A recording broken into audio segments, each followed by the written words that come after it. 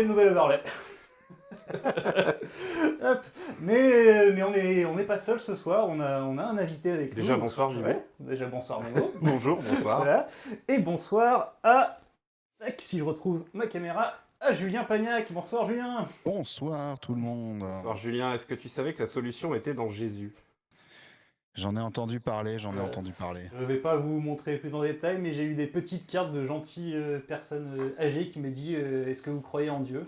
Alors, Et ce, 20 minutes avant le lancement du live. Pendant Enfin, la le test. lancement de l'enregistrement. exactement. Comme quoi, elles nous ont sorti. Ils savent, il C'est sait. ça. Il nous regarde. Donc, Julien, tu es avant tout connu pour être le grand vainqueur d'Octogauche cette année, le jeu qu'on a fait avec le duel. Surtout. Ah oui, Tout à fait. mais tu es aussi hôte du podcast Le Millième Tour. Tout à fait. Est-ce que tu veux nous en parler un petit peu? Oui, le millième tour, c'est une émission donc en podcast qui existe depuis 2 ans et demi maintenant. Déjà, oui, c'est ça, je crois. Et qui reçoit, alors désormais, c'est tous les 15 jours autour de 2 ou 3 invités, souvent 2, donc on est souvent 3 sur le plateau.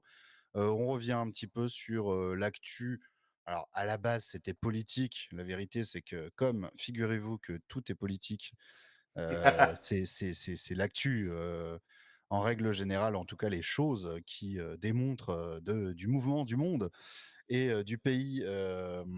Voilà, donc on discute de ça et surtout, on dit beaucoup de bêtises quand même. Enfin, c'est à la fois des discussions bien sérieuses, des bêtises, des jeux, voilà, sur une durée d'1 heure et demie, 2 heures par épisode. Donc voilà, avec un peu des têtes connues de la Tout un tas de beaux sphère mails. politique, internet, gauche, mais aussi des personnes qui font du stream, aussi des youtubeurs qui parlent pas spécialement de politique, mais qui sont prêts à venir. Voilà, il y a un peu beaucoup de monde qui est déjà passé et qui passera sans doute à l'avenir. Moi, j'ai un problème avec le millième tour, c'est que quand je suis en train de faire des nouveaux concepts, de voir un petit peu comment je peux poser des choses, j'ai l'impression que ça devient à chaque fois un peu plus comme millième tour parce que j'aime beaucoup le format en fait, donc c'est compliqué. Non, bah après, alors là, il y a pas de problème. Moi, je suis Ah oh, pour, je vais pas me gêner, t'inquiète pas. je suis pour le logiciel libre. Hein. Non, non, mais bon, voilà quoi. Non, il y a pas de problème. Et puis moi-même, par exemple, même moi, dans le millième tour, comment dire, non seulement je ne renie pas, mais je revendique même l'héritage, notamment du Floodcast, dans, on va dire, la forme Ah, globale. Moi, c'est ça qui m'a beaucoup inspiré. C'est par là-dedans que je suis vraiment entré dans le podcast. C'est des gens que j'apprécie beaucoup. J'ai eu la chance d'avoir été invité une fois, donc c'est vraiment quelque chose qui est important dans ma vie. Et donc j'aime bien ce format, on va dire, voilà, ce format d'1 heure et demie qui paraît être one shot. Il y a du montage, mais c'est monté comme du one shot. Et également aussi de backseat dans la discussion politique un peu plus chill, avec des petits jeux, avec des choses comme ça. C'est un mélange de tout et c'est pas du tout. Je prétends T'avais pas avoir défini tout ça comme le inventé. float seat, je me rappelle. Excuse-moi. T'avais nommé ça le float seat comme concept, il me semble. Ah oui, je sais pas si j'avais dit le float seat, mais oui, non, mais j'ai souvent pour expliquer clairement le concept et ce que les gens vont entendre s'ils écoutent mon émission. S'ils connaissent un petit peu voilà, la culture de ce qui se fait en podcast et internet et qu'a priori ils connaissent Backseat et le Floodcast, je j'ai pas de problème à dire bon bah imagine un mélange des deux, c'est à peu près ça que je fais. Euh, voilà. Donc c'est un peu comme si, s'il y avait des conneries, des jeux et pas de politique interne à l'EFI, pas de démocratie interne. C'est-à-dire, j'ai pas compris là. Je sais pas, tu me dis backseat, moi c'est ce que je pense. Ah oui, c'est vrai, oui, bah oui. Vas-y, Néo. oui, en fait, non, c'est juste, je suis désolé, c'est un point technique, mais le son de Ouais. Julien sature. Il faudrait diminuer le volume du browser Moi, de. moi, je peux voilà, bouger un petit peu si jamais ça améliore un petit peu. Là, je me suis mis un peu Ouais, là, plus de, un peu en fait, c'est plus juste qu'à de des moments gate donnés, en haut. Alors, moi, j'entends très mal parce que il se trouve que j'ai une otite dans l'oreille droite en ce moment, mais je voyais la courbe, j'ai les courbes devant moi Ouais. et Mais là ça a l'air pas mal, là. là, ça a l'air ok. Ok, bah, je vais faire une transition. Ouais, Soyons vas-y, je fous. t'en prie. Parce que pourquoi on est là ce soir, Nemo? Eh ben, on est là ce soir, cet après-midi, en l'occurrence, pour faire commencer par donner des prix politiques. Mais avant de donner ces prix, c'est comme d'habitude le petit bilan de l'année politique 2025. Alors, on va se concentrer sur la France parce que, en fait, cette cérémonie, cette émission est très franco-française, il y a des petites parties étrangères, mais comme un bon JT, on va quand même s'intéresser à la France. Donc ce sera en 2 parties, je pense qu'on aura séparé la vidéo. Donc si vous voyez que l'émission que vous regardez là fait moins de 3 heures, c'est qu'on a séparé en 2 parties. C'est qu'on a séparé en Donc deux si vous parties. voulez les prix, la remise des prix comme les Césars, comme chaque année, ce sera dans l'autre vidéo. Et si vous voulez un prix, il suffit de faire de la merde en politique ou faire des trucs bien. Et en général, N'hésitez pas. vous pouvez obtenir un prix AGT. Et si vous nous contactez, on sera ravis de vous serrer la main. Moi, j'ai fait un petit peu, en préparant cette émission pour dire de l'année 2025. Moi, un truc que j'ai retenu, c'est qu'il s'est quand même passé plus de choses en 3 semaines en 2026 dans le monde qu'en 52 semaines en 2025. Mais il s'est quand même passé des choses et j'ai un peu résumé ça en tout ça pour ça. Alors, on va commencer par l'actualité politico-politique française. C'est que ça tourne vraiment en rond. C'est-à-dire que on arrive, il y a Manu Max, il nomme un gouvernement, ça s'embourbe. À un moment donné, on ne sait pas pourquoi le PS se réveille et censure. Bon, là, ça fait bon. Déjà, voilà. Il censure pas vraiment où il vire, etc. Et vraiment, moi, cette année, elle m'a fait chier d'un point de vue politique. Alors que d'habitude, moi, je suis plutôt fan des débats parlementaires ou des choses comme ça. Là, vraiment, cette année, ils se sont dit, en fait, on n'a pas envie d'aller aux élections. Du coup, en fait, on va faire embourber le truc. Et il y a un espèce d'accord, alors sauf LFI et le RN qui, eux, aimeraient en découdre, de manière peut-être un peu suicidaire pour LFI, mais ça, c'est mon opinion. Mais vraiment, on a une espèce de gros bloc central qui s'assume pas, qui probablement d'ailleurs ont du mal à s'entendre, mais qui ont décidé tous ensemble de jouer à qui court le plus lentement, en faisant semblant de courir. C'est une nouvelle discipline aux Jeux Olympiques politiques, visiblement. Et donc, moi, vraiment, même les débats sur le budget, même des débats à l'Assemblée ou au Sénat, c'était chiant, en fait, parce que... Tu sais que les débats sur le budget, c'est pas censé être le truc le Non. plus fun qui existe non Non, plus. mais le truc, c'est que les débats sur le budget, il y a un truc dans le budget, en fait, en France, et je sais pas si ça se fait ailleurs, mais grosso modo, le budget, c'est ce qui détermine qui est dans la majorité et qui est dans l'opposition. Il y a un truc, en fait, de base, c'est que le gouvernement présente les grandes lignes du budget, les députés et les sénateurs changent quelques virgules, et derrière, ceux qui sont pour le gouvernement votent le budget, ceux qui sont contre le gouvernement votent le budget, parce que c'est complètement con de résumer un vote pour le budget pour ou contre, parce qu'il y a forcément des trucs dedans où t'es plutôt pour et d'autres où t'es plutôt contre. Mais on te demande de te prononcer sur un texte en global. Et là, vraiment, tout cette espèce de délire où le PS qui veut, comment dirais-je, se différencier d'LFI parce que les municipales arrivent, on y reviendra, nous a fait tout un espèce de cirque pain vert en mode on a obtenu des concessions. Qui pense sérieusement, parce qu'il y a le côté se différencier de l'FI, mais je pense que du Parti Socialiste, il y a une, comment dire, il y a une réelle croyance qu'ils vont obtenir, comme ils disent, des avancées.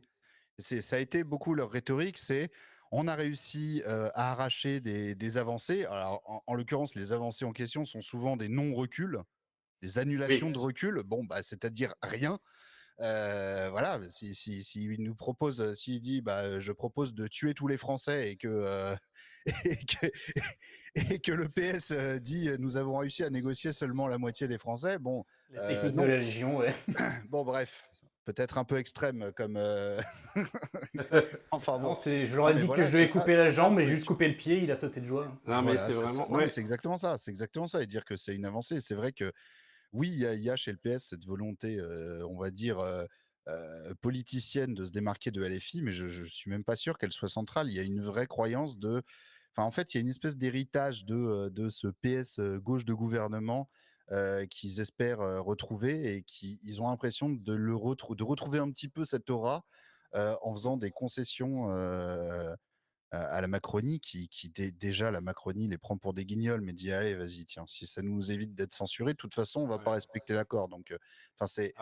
Après, il y a un truc là où je te rejoins, c'est qu'effectivement, là, pour moi, le point central, c'est qu'il y a une nostalgie d'un temps passé qui n'existe plus. On le retrouve chez les démocrates américains, on le retrouve partout, mais même chez LR, hein, même chez LR, où ils se disent, j'ai vraiment l'impression, tu sais, de voir un restaurateur dans Cauchemar en cuisine qui se disait, ça marchait il y a 10 ans, si je continue à faire la même chose, les gens, ils vont revenir, alors que non, les gens, ils viennent plus parce que la soupe est dégueulasse et que ils en ont soupé, voilà, vraiment. Les carottes, elles étaient bonnes il y a 10 ans, pourquoi tu n'utiliserais pas les mêmes? Mais de là à dire que ces gens-là sont convaincus, j'en suis vraiment pas convaincu moi-même. Et je pense qu'il y a une vraie vengeance. En fait, le PS, pour moi, il est attaqué non pas forcément sur des grandes idées, alors évidemment, ils ont tous le compromis, machin, tout ça, mais moi, je pense que vraiment, le secret de tout ça, c'est vraiment les municipales. C'est-à-dire que le PS, il lui reste plus Ouais. grand-chose au niveau national. Les mairies, vraiment les mairies qui donc déterminent après les sénatoriales, les mairies, c'est un truc sur lequel c'est l'identité.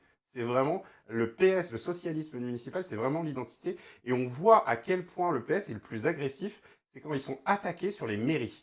Et donc là, ils se sont dit, on va se les faire, LFI, on va les cornériser de toute façon. Tout le monde sera d'accord avec nous.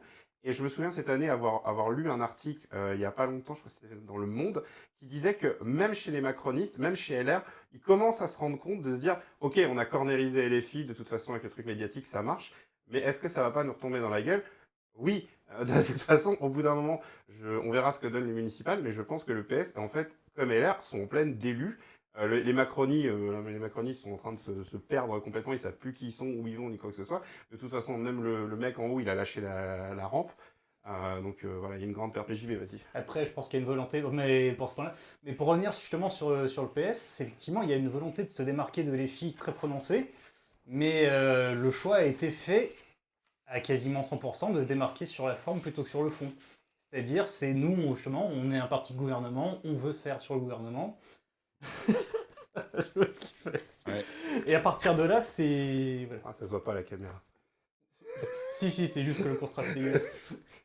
Mais oui, c'est qu'en fait, le PS sont prêts à toutes les saloperies possibles à partir du moment où ils se disent, bah tiens, on n'est pas comme les filles, quitte à même voter le budget avec la Alors, Macronie. ce qui est compliqué, c'est que tu as aussi les Verts. Moi, la position des Verts, elle est quand même exceptionnelle. Ah bah, moi, je résume ça en un surnom qui s'appelle Marine mange à tous les ratons de lier. Non, mais au-delà, effectivement, en fait, pour moi, il y a deux problèmes avec les Verts. Le premier, en fait, tu sais, quand tu es dans une situation, je disais, le PS, ils sont dans une situation identitaire, donc ils paniquent. C'est-à-dire, en gros, ils ont l'impression qu'ils vont se faire déglinguer au municipal, du coup, ils paniquent, et ils foutent une pression monstre sur les Verts. On le voit ici à Rennes, où pour la première fois depuis très Ouais. longtemps, les Verts et le PS ont fusionné avant le second tour, ils présentent la même liste. Je pense qu'il y a vraiment une trouille incroyable chez ces forces de gauche de se dire, en fait, LFI va nous bouffer. Et les Verts, la seule chose qu'ils trouvent, c'est de réactiver des accords avec le PS. Le PC fait la même chose dans les villes. Et la deuxième chose, c'est de se dire, on va essayer de faire une primaire dit unioniste. Sauf que ça unifie personne, en fait. Ça unifie le PSC et encore... Après, pour les municipales, c'est assez logique, c'est des écologistes. Les éoliennes, ça va où le vent tourne. non, mais Où le vent souffle. au-delà du bonbon, moi, je suis sidéré de voir à quel... Alors, et je pense que ça se ressent au niveau des militants, parce qu'il y a quand même, au niveau des Verts, on peut dire ce qu'on veut, mais il y a quand même une part militante qui est assez importante. Mais je pense qu'en effet, la vague LFI leur fait très très peur. En tout cas, ce qu'il y a 2025, c'est clairement ça. Ouais. Alors que les résultats électoraux des LFI sont pas si ouf en 2024. Je veux dire, ils n'ont pas fait 10% aux européennes. Au moment du NFP, ils ont été partie prenante. Ils ont obtenu quelques députés supplémentaires que le PS. Ça reste leurs meilleures européennes, ils sont en Non, constante mais augmentation. c'est moins de 10%. Enfin, je veux dire, Oui, mais c'est plus que 6%. Qui était Ok, leur je score suis la dernière d'accord fois. avec toi. Je dis juste que les scores sont trois pas personnes. démentiels. Vas-y, Non, c'est Julien. pas démentiel, mais. Vas-y, Julien. Non, rien, j'ai dit, c'est pas rien, c'est pas 3 personnes. Non, mais c'est ça. Mais Effectivement, c'est plus 3 euros députés. non, mais en vrai, c'est surtout ça. C'est qu'en fait, LFI, ils ont. Alors évidemment, les autres ont peur de l'effet Mélenchon 3, c'est-à-dire enfin 4 pour le coup, pardon, qu'ils fassent cette fois pas 22 mais 24% et que clairement il est au second tour et que personne puisse rien y faire. Ils sont vraiment en mode préventif. Mais 2025, ça a été, je pense, pour en venir sur le bilan, ça a été une grande fatigue générale de l'opinion française. Pourquoi est-ce que l'extrême droite progresse? C'est parce que tout le reste est ultra flou. Et en dehors de quelques séquences LFI ou de la séquence Zuckman, qui parle encore aux gens de vraiment ce qui les intéresse dans le concret? Il y a une séquence qui pour moi est assez évocatrice de ça, c'est la séquence sur on va interdire, enfin les découvertes bancaires vont être interdits. Qui en gros est une exagération, je ne vais pas rentrer dans tous les détails, mais il y a eu un vrai enjeu sur les découvertes bancaires qui s'est immédiatement sauté sur le sujet. LFI, je crois que le RN un peu aussi, mais LFI s'est dit tiens, c'est un sujet pour nous. Donc je dis pas que la stratégie d'LFI est parfaite, mais je pense qu'il y a vraiment une surréaction générale de l'autre côté, et que cette surréaction générale attribue de la panique, ce qui fait que plus personne n'y voit rien, et qu'en fait on dégoûte des gens vraiment, parce que vraiment on s'intéressait à la politique en 2025, il n'y a que 3 couillons comme nous vraiment encore, mais Je pense qu'en réalité, cette année 2025 a été catastrophique d'un point de vue crédibilité de la politique en général. Bah après, c'est pas nouveau que un peu tout est fait pour dégoûter les gens de la politique. Ah, à ce mais là, niveau-là. c'est pas une Après, oui. stratégie, quoi. Bah, pour la droite, si. Pour la gauche, effectivement, c'est plus compliqué. Je vois pas qui aujourd'hui va se lever et se dire allez, je vais aller voter PS, quoi. Oui, mais même, le reste, Pourtant, il y a des gens qui se effectivement, lèvent et mais qui ça, disent je vais c'est voter but clairement finalement. imputable à, c'est clairement imputable à la stratégie de Macron depuis 2024 d'avoir dit bon bah non seulement je n'ai pas de majorité, enfin je n'ai pas de majorité, j'ai perdu moi clairement, mais vu que il y a trois blocs et que selon comment dire le point de vue qu'on adopte, on peut considérer d'une manière ou d'une autre qu'il n'y a pas, enfin que déjà que personne, aucun de ces trois blocs n'a la majorité, mais que finalement il serait quasiment, et en tout cas de pas en tenir compte. Il s'est dit je vais au lieu de, j'en sais rien, au lieu de, je ne sais même pas ce qu'il aurait pu faire, mais en tout cas, sa stratégie, c'est, comme tu dis, de s'embourber et en fait de temporiser jusqu'en 2027. Sauf que on parle de quelque chose qui s'est passé en juillet 2024. Ouais. Donc c'était, c'était 3 ans avant, quoi. 3 ans avant. Il a vraiment pris la décision de se dire, on va voir, mais je vais tenir en équilibre sur trois bâtons, quitte à me casser la gueule et à remonter sur trois autres bâtons. Voilà, métaphore pour les censures et compagnie. Et puis on va faire ça à l'infini jusque dans 3 ans, plutôt que de chercher une solution. Et 3 ans, Bah, enfin, 3 ans, C'est long, hein. c'est énorme, bah, ouais. c'est long, c'est 2 tiers d'un mandat. Enfin, ça n'a aucun sens, aucun Mais sens. déjà, on Et ça rappelle. dégoûte les gens parce qu'on se dit, en fait, ça ne sert à rien. Ils voient, Bah parce oui, que parce que la démocratie ne sert à rien. Hein. Tu parlais, Nemo, oui, les séances à l'Assemblée, d'habitude, ça m'intéresse, machin, là, ça m'ennuie. Mais en fait, c'est normal que ça t'ennuie parce que on peut passer une semaine à regarder, enfin, nous, en tant qu'observateurs, à regarder des débats à l'Assemblée, des amendements, des machins, des votes, alors qui est pour, qui est contre, en sachant pertinemment que tout ça sera ensuite mis en boule et à la poubelle, et que derrière, chaque truc qui passe, chaque volet du budget ou Ah projet de oui. loi passera en 49.3, en ordonnance ou en vote à la con, ou toute fin. Oui, non, mais ça, c'est. Et donc tu les vois travailler pendant des semaines et des semaines, tout ça coûte de l'argent, enfin voilà, en sachant que le travail en tant que tel ne sert à rien. Ne sert à rien, et c'est fatigant aussi parce que même l'opposition, même la gauche, va jouer pendant ce temps-là parce que ça sert leur com, à dire victoire, nous avons ça y est, nous avons interdit ceci, ou nous avons obtenu Non, cela, t'as rien avec fait. des visuels qui laissent à penser aux gens qui s'y intéressent pas trop, que ça y est, maintenant la loi c'est ça, maintenant la loi c'est il l'avait même fait pour la taxe Zuckman il y a 2 ans, en disant victoire, la taxe Zuckman, parce qu'il y avait eu un volet qui ressemblait à la taxe Zuckman qui avait été voté, mais avec un 49.3 derrière qui l'annulait, quoi. Et ça, de se dire, des gens qui peuvent voir ces visuels-là passer, qui s'intéressent pas trop à la politique, ils se disent ah mais c'est super ça. Ok, maintenant il y a ça, maintenant il y a telle aide, maintenant il y a tel truc, et qu'en fait on dit bah non, en fait il y a pas, parce que tout ça a été mis à la poubelle, les députés travaillent pour rien et c'est Macron qui décide. Tu m'étonnes que ça dégoûte tout le monde, et ça dégoûte même les gens de voter pour l'opposition ou quoi, en se disant de toute façon, même si je vote pour l'opposition, ils n'auront pas le pouvoir, même s'ils arrivent en tête. Voilà quoi. Je suis d'accord, bah justement, c'est là où je voulais en venir aussi, c'est que c'est un jeu très dangereux. C'est effectivement, c'est une façon de dire je fais des trucs, je suis actif, regardez, nos députés, ils travaillent eux. Et c'est une façon aussi de rentrer dans. Bah, c'est con, mais avec un beau visuel, mine de rien, et t'as mille fois plus de chances de le retenir qu'un passage à l'Assemblée, quoi. Et le fait que tout ça C'est. n'amène à rien, après, faut pas s'étonner Les gens si sont perdus. on fait des sondages et que les gens ils se disent bon bah en fait ils vont vers le fascisme, en se disant bah finalement, pour que les choses avancent, est-ce qu'il nous faudrait pas un général de Villiers au pouvoir, avec plus de pouvoir, arrêter le pouvoir législatif, un truc un peu plus santé sur, enfin un truc un peu plus, voilà quoi. Et le Démocratie paradoxe. overrated, quoi. Non, mais le paradoxe de tout ça, c'est qu'en pire, l'un des symboles, en fait, de cette fin de la démocratie parlementaire, on va dire, c'est, en France en tout cas, c'est la présidence de la République. Et moi, un des trucs que j'avais noté, c'est que 2025, c'est le moment où la présidence de Macron, elle a quasiment disparu. Mmh. C'est-à-dire que il a été remplacé par ses premiers ministres que tout le monde détestait. Enfin, on va pas revenir sur la comédie François Bayrou, mais C'est le moment où il a été le plus remis en cause aussi. oui, mais même au-delà de ça, je sais pas si probablement vous vous en rappelez pas, mais il a donné une interview à RTL en novembre. J'ai regardé, il n'y a eu aucune reprise. D'où ça arrive que le président de la République s'exprime dans une radio nationale et que personne ne le regarde, personne ne l'écoute. Ses vœux, pareil, Ça me rappelle quelque chose, ça. c'est les pires audiences ses Ouais. vœux de cette année, c'est les pires audiences.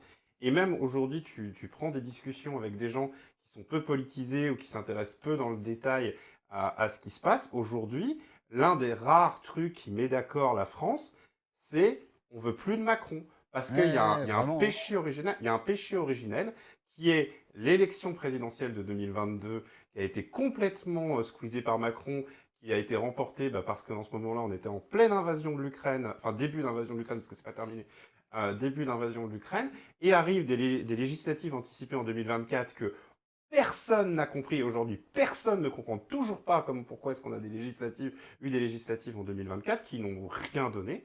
Et du coup, la parole du président est complètement démonétisée, elle ne vaut plus rien. Et comme il n'y a pas de majorité, bah oui, ça passe par des mécanismes d'exception que sont le 49.3 et les ordonnances. Il faut savoir que les ordonnances, ça n'a jamais été fait. Donc on n'est même pas sûr que juridiquement ça tienne la route. Ouais. Je ne vais pas rentrer dans les détails parce que je pense que ça va faire chier tout le monde, mais s'ils passent par les ordonnances et qu'ils ont une attaque juridique là-dessus, c'est-à-dire soit l'instance qui va juger va être très complaisante et va tordre le droit pour que ça passe, c'est faisable, hein, ou vraiment ils ont un accord pour pas qu'il y ait d'attaque juridique. Mais tu vois, le truc, ils disaient, ouais, il y a des beaux visuels, etc. Les gens s'en désintéressent. Je suis assez d'accord. Les visuels, j'ai regardé pas mal de visuels LFI. Il se trouve que j'ai vérifié, factuellement, ils mentent pas. C'est-à-dire que quand Non, ils disent, mais voilà. l'omission est là, quoi. Ce que je Ah bah disais, non, il y a même c'était pas d'omission. c'était un détail. Non, non, il n'y a pas d'omission, mais c'est sûr que pour la personne qui s'intéresse pas trop, machin, il a l'impression qu'ils ont réussi à faire passer une loi. En réalité, il s'agit d'un amendement au budget qui ne sera pas dans la version Je, finale. Ils savent très bien ce qu'ils font et comment ça va être Mais bien interprété. sûr, mais je sais très bien, moi ce qui m'avait fait marrer, c'est genre machin truc voté en commission. Je suis là, waouh, il y a un truc qui a été voté en commission, sachant que c'est pas le texte qui est retenu en séance publique, mais peu importe. Mais voilà, moi ce qui m'a vraiment frappé en 2025, c'est à quel point Macron est absent. Enfin, il est là, mais il n'est pas là. Et même au niveau international, plus personne ne le calcule. Enfin, je veux dire, Donald Trump se fout de sa gueule allègrement. Il a En toujours été Europe- ridicule face à Mais ça, il Trump. est Non, le seul à pas- pas s'en rendre compte hein, que tout le monde se fout de sa gueule, hein, j'ai l'impression. Ouais. Et même dans les négociations en ce qui concerne l'Ukraine, il est pas là. En fait, en vérité, et tiens, puisqu'on va parler un peu de l'Ukraine, cette année 2025, l'actualité de l'invasion de l'Ukraine, en fait, c'est un truc hallucinant. C'est-à-dire que ça fait des mois et des mois, voire bientôt des années, en fait, cette invasion est passée en arrière-plan. Oui, c'est C'est-à-dire que- c'est un marronnier quotidien, quoi. Ouais. C'est un A, et puis voilà, et puis Les anciens dans l'actualité soldats, aussi. comment Mais on vit à après, Kiev. c'est pareil, ça ennuie la personne qui suit l'actualité parce que, en fait, maintenant, l'actualité ukrainienne, à part quand il se passe des trucs un peu plus gros, quand il y a des sommets ou quand il y a des déclarations un peu choc de Poutine ou des grosses attaques, mais en réalité, là, les attaques sont quotidiennes, mais du coup, du fait que les attaques sont quotidiennes, elles se ressemblent toutes un peu entre elles. Donc toi, tu es là en mode, ah bah dans telle ville, désolé, je vais inventer un nom, dans Krouchnivosk, il y a un drone qui Petite a touché principauté. qui a touché un immeuble d'habitation. Il y a eu 15 blessés et un mort. Bon, bah ça, en fait, tu les vois passer dans tes fils toute la journée. Tu sais plus où c'est dans l'Ukraine. Et en fait, bah, malheureusement, c'est quotidien. Il y a Et, le... et puis voilà, non, mais voilà, sur l'Ukraine, effectivement, en fait, on voit le truc s'est enlisé. Et donc, bah forcément, on sait pas trop quoi en dire. On dit, bon, c'est comme d'hab, quoi, et ça n'avance pas. Et voilà. Donc, pour revenir un peu en arrière sur ce que disait sur Macron, justement sur son effacement, pour moi c'est la conséquence de plusieurs choses, mais il y a aussi le facteur de s'être fait attaquer par son propre camp à ce niveau-là. Bah oui, oui. C'est au sens le Macron d'émission, il n'a jamais été aussi fort, aussi puissant. Déjà parce que avec la vague de bloquons tout, Oui, et plus puis, ouais, avec la rentrée, ouais. le vote de confiance de Bayrou, plus avec l'attaque d'Édouard Philippe par son propre camp, voire même parfois par Attal. C'est effectivement, je pense Alors, qu'il y a... je ne peux pas te laisser dire ça, JB. Nous avons une éducation nationale qui doit aller plus fort, plus loin. Je me sens apathique d'un coup. Là. mais oui, en fait, c'est à partir de là, c'est effectivement, c'est tu te dis, bon, j'y ai jamais vraiment cru, mais la démission de Macron n'a jamais été aussi proche que cette année-là, en fait. En fait, elle tient qu'à une seule chose, c'est que c'est lui qui décide. Et c'est ça, et c'est tout le Ouais. problème. C'est-à-dire qu'en fait, si tu analyses concrètement ce qui se passe dans les institutions françaises, bah oui, la démission Ouais. du président de la République devrait être une évidence. Mais ça suffit pour le faire jouer en défense, pour une fois, quoi. Bah oui, mais ça devrait être une évidence. Enfin, je veux dire, aujourd'hui, il a foutu la merde, il n'y a pas de majorité. Bah, en vérité, soit on change de régime, et j'ai pas l'impression qu'il est comme moi, il en a envie beaucoup, de régime physique plutôt pour moi, mais du coup, voilà, la situation est keblo. Enfin, je veux dire, la Voilà. situation est totalement keblo, et quand elle est bloquée, bah, jusqu'où elle dérive vers l'extrême droite. Et 2025, Ouais. ça a été hallucinant. Enfin, je veux dire, on a commencé, on a vu ça aux États-Unis, on le voit en France aujourd'hui à quel point la parole raciste, xénophobe, transphobe, tout ce que vous voulez phobe se libère avec une facilité hallucinante. Et en même temps, ça se mélange à ce sentiment de fatigue parce que je refais une parenthèse sur Trump parce que pour le coup, c'est lui qui a un peu libéré tout ça. Mais pareil, quand tu commences à t'intéresser à la politique internationale et que tu as Trump qui est capable de changer d'avis en 8 heures, oui, on a un accord machin, et qu'en gros, tu peux pas faire confiance à n'importe quel que soit ce qu'il dit, tu peux pas lui faire confiance, c'est épuisant. C'est épuisant. Il a promis combien de fois la paix en Ukraine, il a parlé combien de fois de plan de paix à Gaza alors que les gens continuent de se faire massacrer à Gaza. Enfin, cette année, elle a été épuisante. Et c'est surtout, il se passait en plus, en France, il se passe rien de concret. Je reboucle sur ce que tu disais. Oui, on fait des annonces, tout ça, mais en vérité, qu'est-ce qui change en France à part le fait qu'on supprime des budgets et que potentiellement la moitié des radios associatives, pour donner un exemple, vont se casser la gueule. En fait, en France, il n'y a que des mauvaises nouvelles. Les politiques n'ont plus rien à vendre. Et bah, du coup, d'un côté, vous avez l'extrême droite qui disait ah bah oui, vous ne serez pas heureux, mais vous aurez le droit de tabasser les plus faibles. Ce qui a marché pour Trump. Hein. En gros, vous aurez le droit d'être raciste, de tabasser les plus faibles. Vous serez plus heureux parce que les autres seront plus malheureux. C'est ça. Et ça, c'est l'extrême droite. Ouais. Et bah, il y a les filles qui tentent de remuer un peu voilà. Et les PS, ils sont en mode, alors en fait, ce qu'on vous propose, c'est pas une utopie, mais en fait, on pourra un petit peu arranger les choses. Bah, featuring Olivier Faure à Saïra, en mode, quelles sont vos conquêtes sociales que vous visez? Attendez, je dois en parler avec mes camarades. Ouais, En fait, le problème, c'est que le PS, il n'est pas là pour faire la révolution à une époque où les gens attendent un changement. Enfin, est-ce que tu es en train de dire qu'il leur faudrait un cap clair? Ah, il faudrait déjà qu'ils aient un cap avant qu'il soit clair. Ah, mais ils sont pas cap. Après, voilà, moi, je vraiment...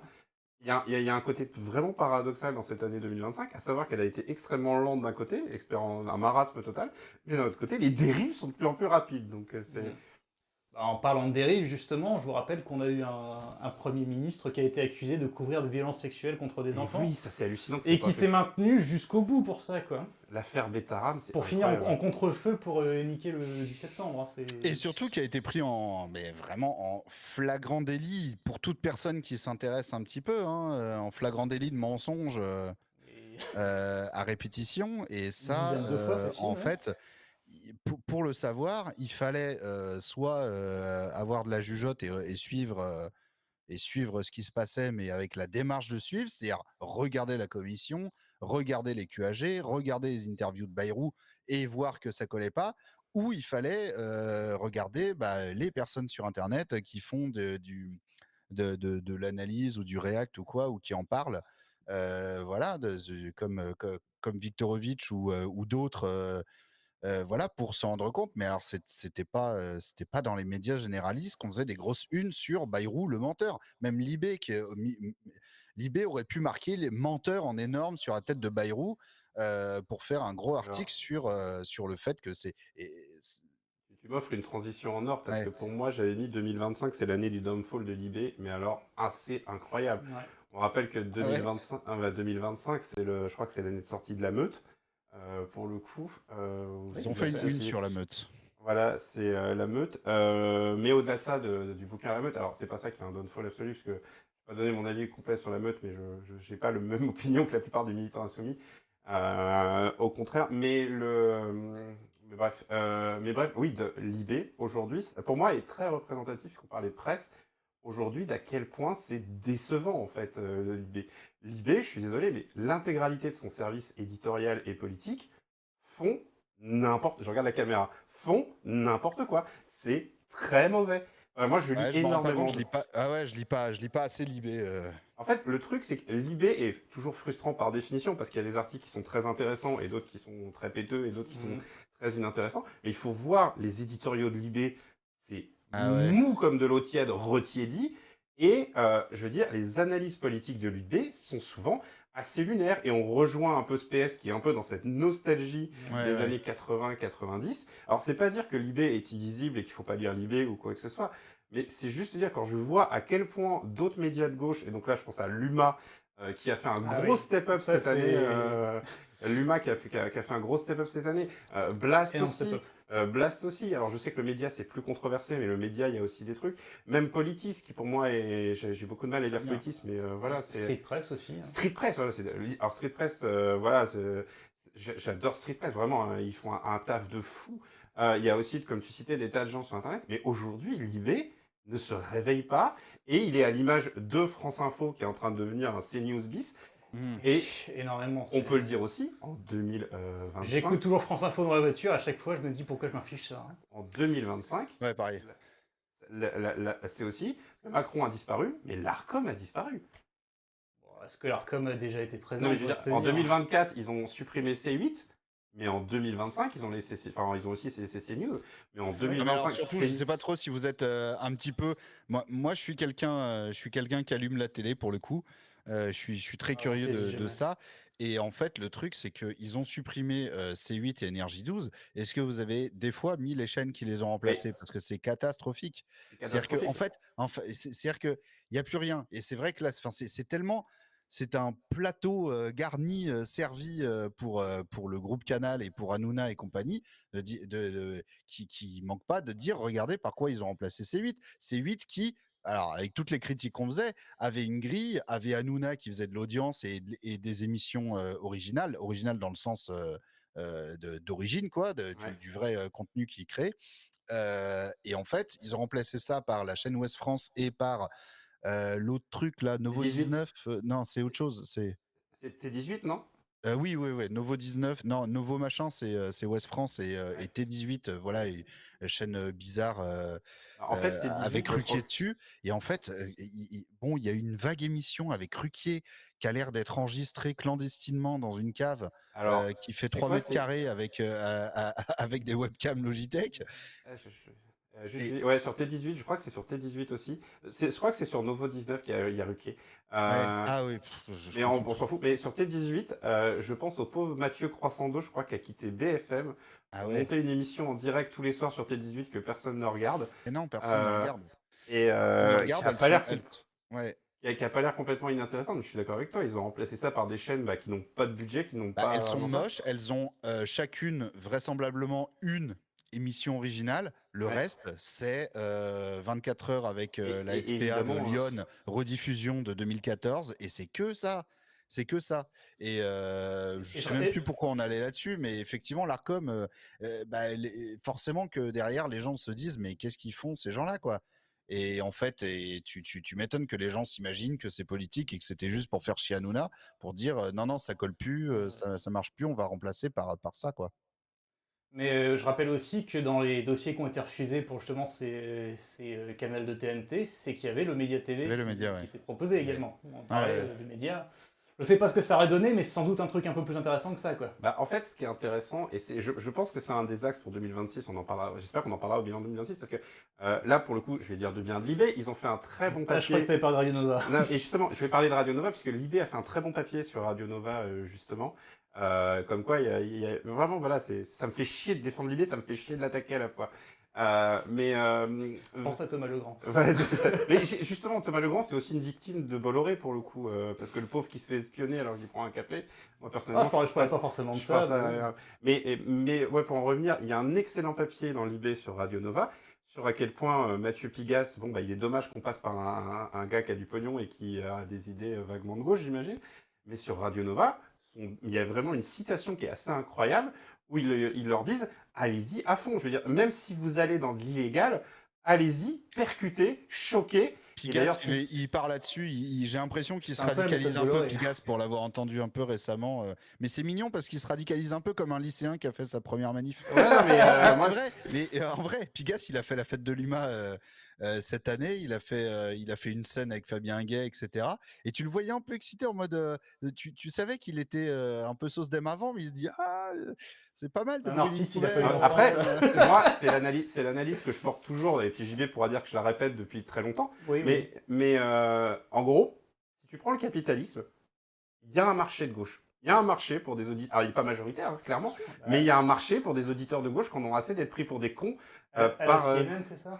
À la MSNBC. MSNBC, À la pardon. MSNBC. Aux États-Unis, il y a une chaîne des démocrates qui s'appelle MSNBC, et qui, je crois que c'est Microsoft, si je dis pas de conneries. Et eux, en gros, les grands patrons de MSNBC, ils sont clairement pas démocrates, ils sont clairement pas genre révolution sociale, etc.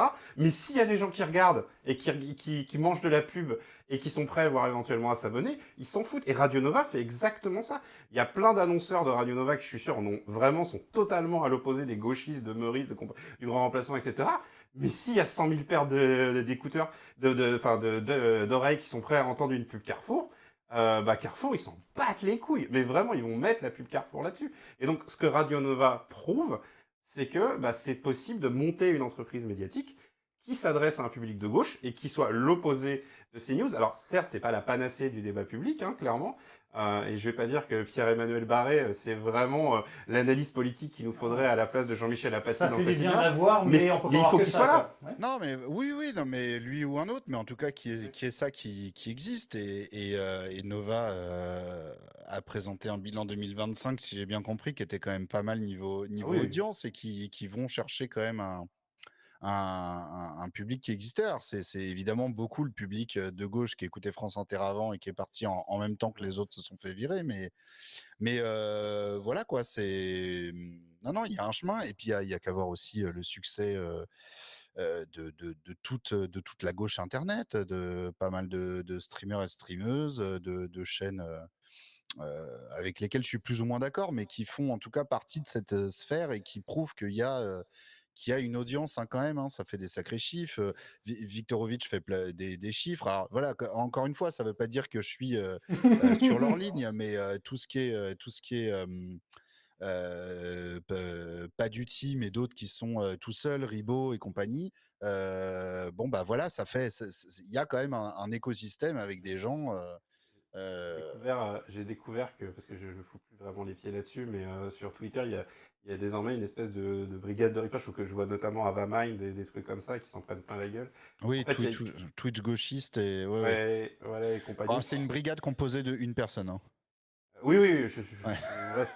Je vois de plus en plus un discours, en tout cas que ce soit dans ces médias-là ou trucs comme ça, c'est en mode, Ouais. maintenant il y en a ras-le-bol, on va répondre. Et c'est Ouais. exactement, Non, mais c'est bien ça. exactement la ligne Radio Nova. Et C'est dingue, on pourrait appeler ça la riposte. oui, la riposte. Ouais. Exactement.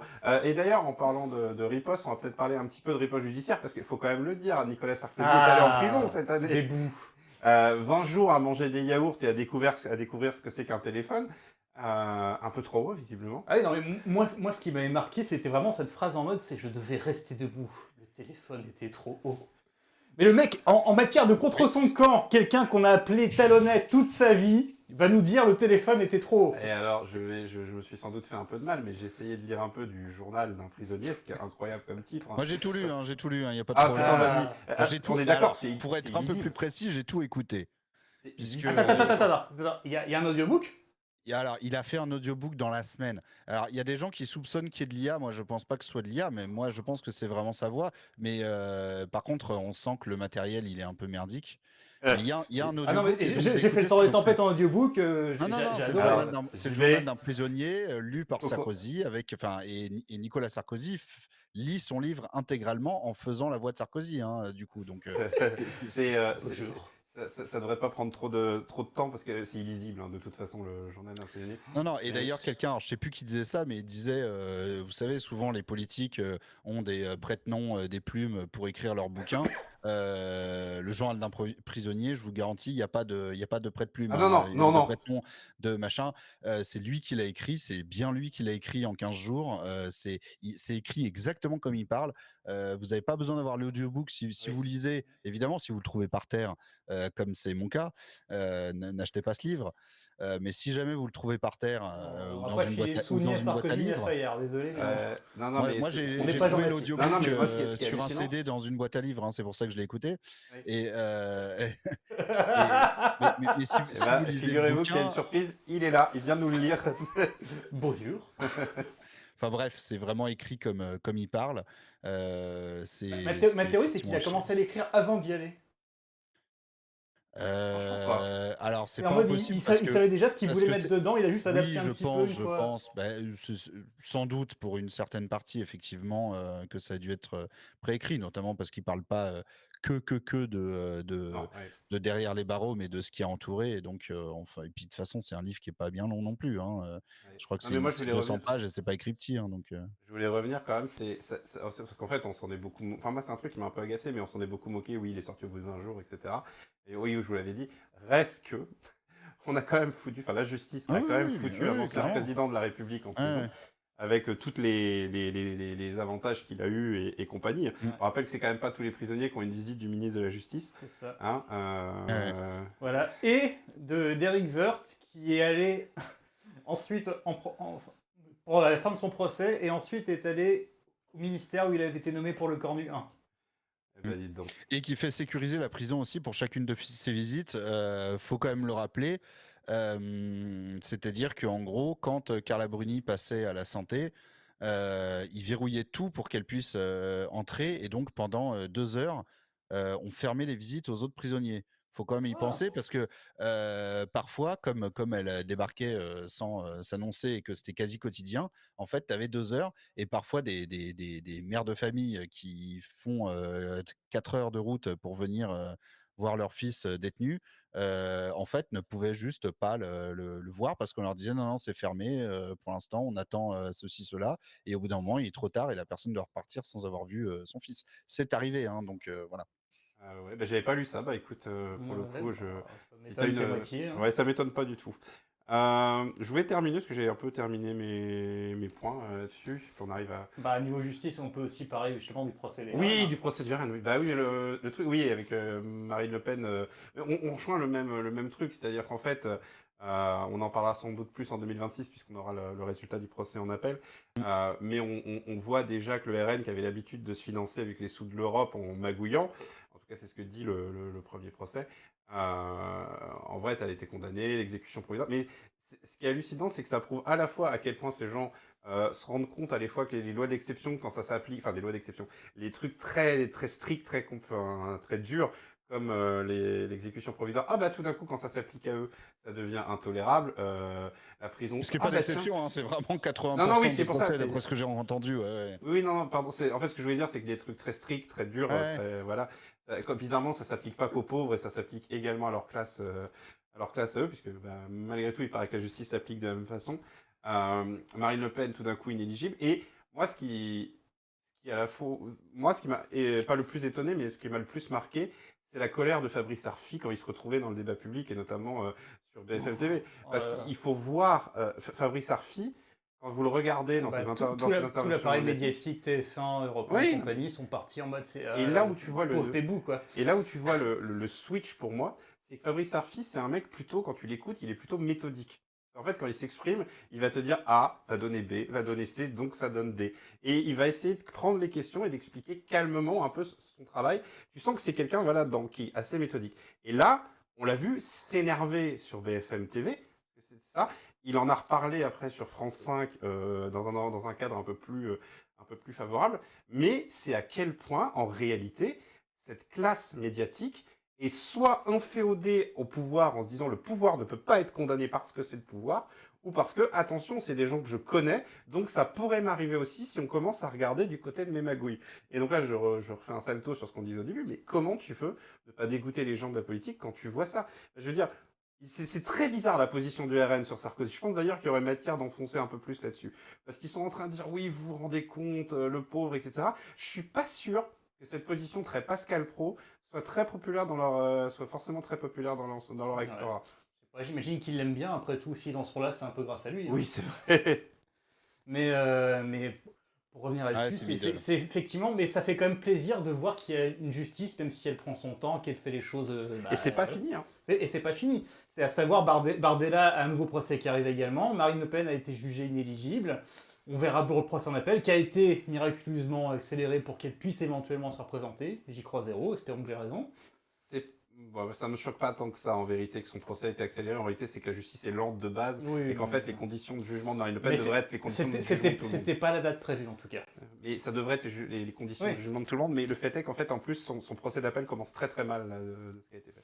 Mais oui, mais effectivement, le double discours sur les malversations, sur le traitement des crimes entre je juge les immigrés et moi je les fais. Oui, effectivement, c'est quelque chose qu'on retrouve et qu'on retrouvera toujours avec ces gens-là, mais bon, est-ce qu'on pouvait s'attendre à autre chose? Alors, quand on dit sais ces pas. gens-là, pour être très clair, Les gens du RM, voilà. précisons. Ouais, et puis la classe médiatique, enfin les présentateurs, etc. C'est pas le pauvre Mais oui, pigiste qui est dans son coin. mais après, il faut pas oublier Martin Bouygues, parrain du fils de Sarkozy. Bolloré très proche. Bolloré très proche, donc forcément à défendre le bout de gras. Et ça marche. Moi, quand j'ai appris à ma grand-mère que Sarkozy avait été emprisonné pour... c'est quoi le terme exact? C'était association de malfaiteurs. Oui. Et ben elle fait, oh là là, mais c'est scandaleux. Ils sont emprisonnés. Mais là, je pense que tu touches aussi à un truc qui est très générationnel. Oui, bien C'est-à-dire sûr. que je pense que j'en ai pas parlé à mes parents pour être honnête parce que j'ai envie de rester en bon terme sur ce genre de truc, mais je suis pas sûr que mon père notamment ou ma mère, alors même s'ils n'aiment pas Sarkozy, je suis pas sûr que l'idée d'enfermer en tôle un président, ça les choque pas, ne serait-ce que parce que c'est Oui. un président. Mais c'est juste que voilà, c'est que là, c'est un tel niveau de pathos que les gens somatisent un président en prison et Ouais. pas c'est la justice, l'état de droit, c'est un procès qui a été équitable, avec des preuves, avec des témoignages, avec tout ce qu'il fallait, et des années d'enquête, et l'exécution provisoire qui est, il me semble, dans 85% des cas appliquée. Quoi. Et un jugement ultra béton. Hein. C'est Oui. surtout que Ah, franchement, en tout cas, côté radio, à chaque fois que des juges d'instruction ou les avocats ont été appelés, un boulot impeccable pour justifier avec des faits et des statistiques le pourquoi du comment de son incarcération, de son exécution provisoire et du jugement. Après, voilà, si j'étais un peu pinailleur, je dirais que l'association de malfaiteurs, c'est un peu la sanction que tu mets quand t'as vraiment rien d'autre. Mais ça, c'est la loi qui l'a défini, c'est pas moi, pour le coup. Et ça prouve aussi, cette condamnation prouve aussi les pincettes extrêmes qu'ils ont pris. Oui. C'est-à-dire qu'en fait, d'ailleurs, il s'en enorgueillit de dire j'ai été relaxé de ça, de ça, de ça, de ça. Enfin, relaxé, oui, c'est acquitté. Enfin, je sais pas quel est le terme en première instance. Mais en tout cas, c'est pas innocent ça. ouais, mais en fait, le truc, c'est que en fait, les charges ont été abandonnées sur plusieurs points, non pas parce qu'ils ont défini son innocence, mais parce qu'ils voulaient un truc béton et ils estimaient que sur ces points-là, c'était pas assez béton. Mais quand tu regardes un peu le jugement et le délibéré et le truc comme ça, c'est-à-dire que c'est-à-dire que sur l'association de malfaiteurs, ils étaient sûrs à 100%, et sur les autres, ils étaient sûrs à 95%, et ils ont dit, voilà, c'est bon, c'est un ancien président, le sujet est très touchy, on va considérer que si on n'est qu'à 95% sûr, et ben tant pis. C'est C'est frustrant, ça le mais truc. c'est comme ça que Ouais. la justice doit fonctionner. Eh Parce oui, que oui, oui, j'aimerais que parce n'importe que qui, c'est au s'il n'y a pas une bénéfice de certitude, l'accusé, quoi. Ouais, le doute bénéficie à c'est l'accusé, le c'est la principe base d'une de la justice et la présomption présomption d'innocence, d'innocence. oui. Ouais. Bah, écoutez, Totalement. vu que je vous sens très chaud, on va terminer sur un truc. Saviez-vous que 2025 a été la 4e année la plus chaude en France depuis les mesures de température? On a Impossible. le pourcentage des bombes de Gaza sur ce chiffre. Je ne sais pas, mais en tout Impossible cas, de chez impossible, puisque le 24 décembre, j'étais à Lyon et il faisait froid. voilà, fin du débat. Oh la vache.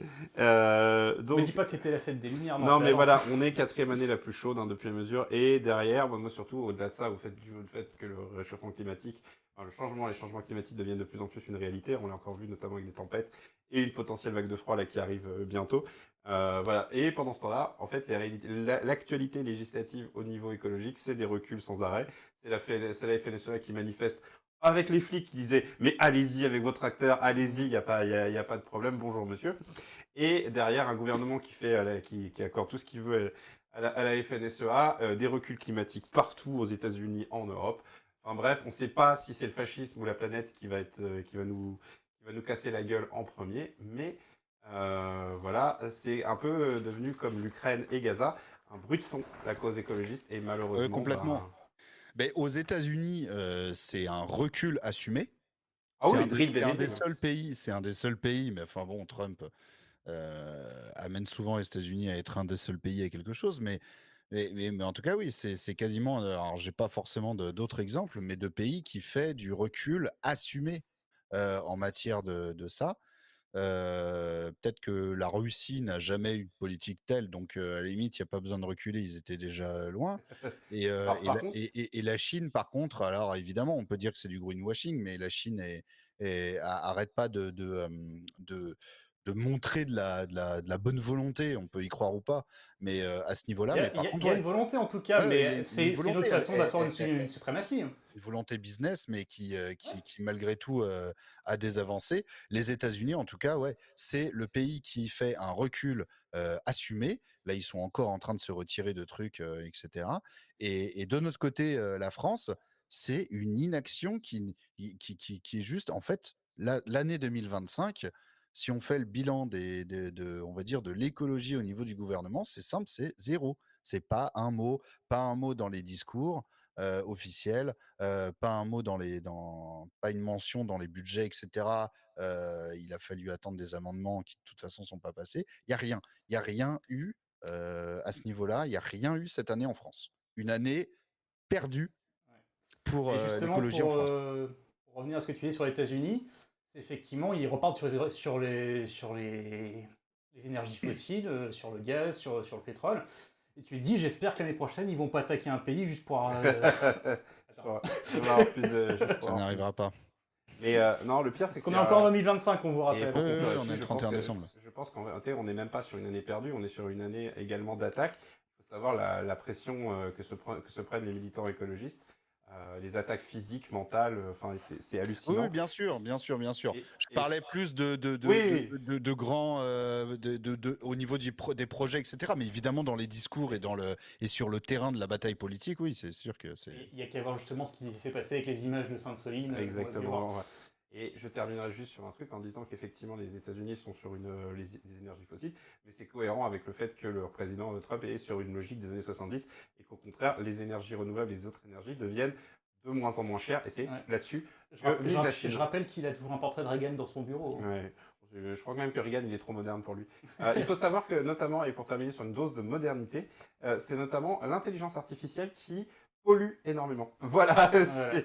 Mais juste pour rajouter un Enfin, pas selon ChatGPT, mais moi, j'ai eu d'autres sources. Pour rajouter un truc, vu que tu parlais de militants écologistes, moi j'aimerais parler aussi un petit peu de Gaza qui a encore été mis sous le tapis grandement. On en a Même parlé si on en parle, c'est notamment Greta Thunberg qui a su, entre guillemets, faire un tournant dans son combat, à savoir faire une fusion synthèse de l'humanisme à travers des causes écologiques, mais humanistes également, notamment avec la flottille pour l'humanité, qui a subi moult blocages, des embarquements illégaux d'Israël et des cessez-le-feu qui n'ont jamais. C'est ça, surtout. Il y a eu un peu un effet pervers, c'est-à-dire que en fait, il y a eu d'abord en début d'année un cessez-le-feu qui n'a jamais été respecté.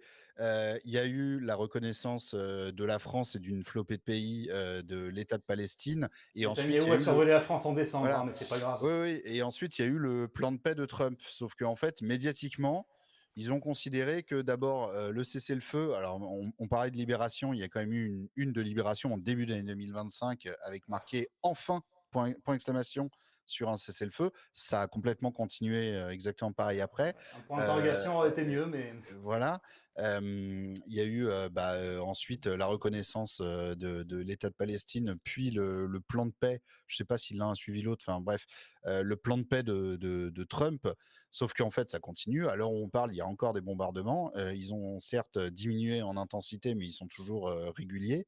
Et surtout, les ONG sont toujours interdites d'accès. Donc en fait, le génocide continue de par la famine, de par voilà quoi, c'est l'hiver là-bas. Il fait 10-12 degrés, il peut faire jusqu'à 7-8 la nuit et la plupart des gens sont en tente.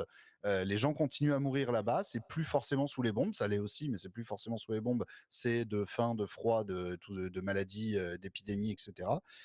Et les ONG ne peuvent rien faire.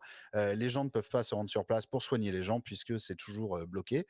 Donc ça continue. Et médiatiquement, c'est devenu absent parce qu'on considère que, bah non, mais c'est bon, en fait, ça y est, ça s'est arrangé, il y a eu le plan de paix. Bah oui, mais non. Et surtout, Voilà. on a un vrai problème, on pourra en aborder du coup dans la question 2025, parce que c'est quelque chose qui a continué. On a une incapacité française, du débat public français, à aborder la question des Palestiniens et la question de Gaza. Et il y a un énorme blocage à tous les niveaux.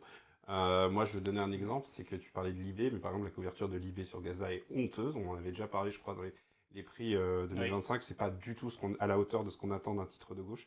Et d'ailleurs, il y a un truc qui trompe pas, c'est que la directrice aujourd'hui de la rédaction de Marianne s'appelle Eve Seuftel, j'espère que je le prononce bien, Seuftel, qui est ancienne de Libé et qui aujourd'hui est sur une ligne totalement pro-Israël. Et aujourd'hui, il y a un blocage total à parler de cette question. On le voit d'ailleurs aujourd'hui où il y a eu, ben là c'est 2026, mais il y a eu un raid des flics et d'un procureur pour aller chercher un livre de coloriage dans une librairie féministe et queer, parce que voilà, il y avait un From River to the Sea. Il y a des éditeurs qui se font attaquer chez Hachette, je ne sais plus, parce qu'ils parlent de colons israéliens qui ont été attaqués le 7 octobre. Et ça a donné un tweet du président de la République.